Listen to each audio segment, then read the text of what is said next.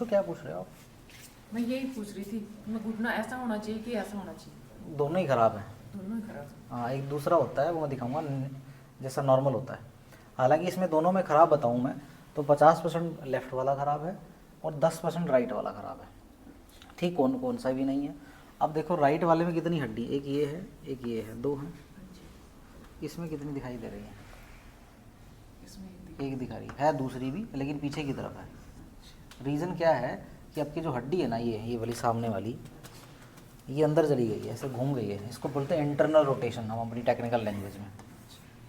जब ये हड्डी अंदर जो घूमती है तो ऊपर वाली जो हड्डी है फीमर, ये जांग वाली हड्डी बाहर चली जाती है ऐसे, ठीक है।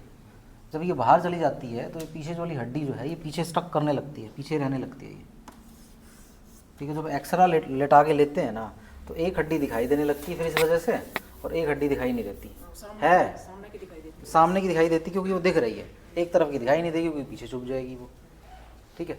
तो ये सारा मिसअलाइनमेंट है, मतलब ये जो घुटना जो है इसकी जो चलने की जो क्षमता है उस हिसाब से नहीं है जैसे नॉर्मल इंसान की होती है। तो इसकी सेटिंग करेंगे हम लोग, थोड़ा सा परहेज़ बताऊंगा जिससे ये हड्डी जो है अपनी ठिकाने पे रहेगी, और दूसरा आपको घुटने में ताकत आएगी और चलने फिरने में दिक्कत नहीं आएगी। जिस हिसाब से घुटना चल रहा है उस हिसाब से तो 2 साल निकालेगा, लेकिन कुछ तरीके बता दूंगा, 15 साल नहीं हिलने वाला। ये राइट घुटना है, ये लेफ़्ट घुटना है। हमने दिखाया था कि हड्डी एक के ऊपर एक चढ़ी क्यों नज़र आ रही है। अब मान के चलिए इनको इस तरीके से लेटाया जा रहा है, इस तरीके से एक्सरा लिया जाएगा ऊपर से, तो ये जो हड्डी है लेफ़्ट साइड की जो फिबुला है एक्सरे कैप्चर नहीं कर पाता, क्योंकि लेफ़्ट साइड की जो टीबिया है वो इंटरनली रोटेट कर गई, अंदर की तरफ चली गई है। ये फीमर है ना, जांग की हड्डी, ये बाहर चली गई है, और ये पीछे जो हड्डी है यहीं स्टक करने लगती है। हालांकि ये हड्डी इसके साथ चलती है, दोनों एक साथ ही चलती हैं ये, लेकिन ये यहाँ स्टक करती है।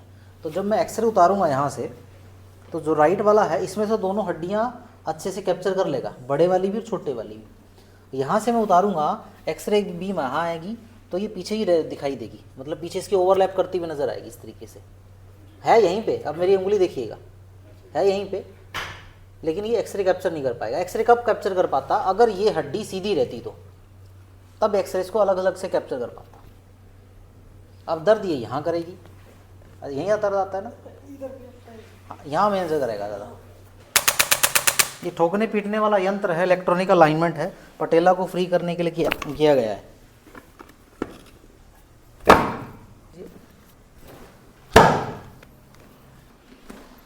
अब इस जो फट्टे से जो हम करते हैं, जो फीमर है इसको इंटीरियर थ्रस्ट देने वाले हैं, और एक ही साथ में ये जाएगा फ्लेक्शन में, तो नेट रिजल्ट क्या आता है? एक डिस्ट्रक्शन फोर्स क्रिएट होता है घुटने के अंदर।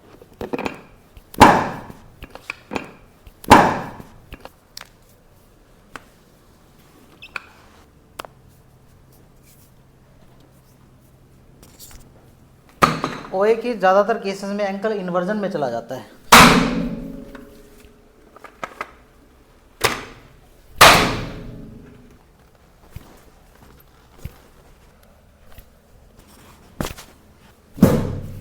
टोटल अगर देखो करने के बाद जो लंगड़ाहट थी वो है क्या? घुटना वजन ले रहा है, घुटना फ्री हो गया, ठीक है। अब थोड़ी सी ताकत देने के लिए एक्सरसाइज करनी पड़ेगी। एक तेल बताऊंगा वो लगा लेना, एक्सरसाइज करना, चौकड़ी मार के मत बैठना, परहेज करिएगा। 4-5 साल हो गए चौकड़ी मार, आराम से 15 साल निकालेगा बिना बदलवाए, कोई चिंता की बात नहीं।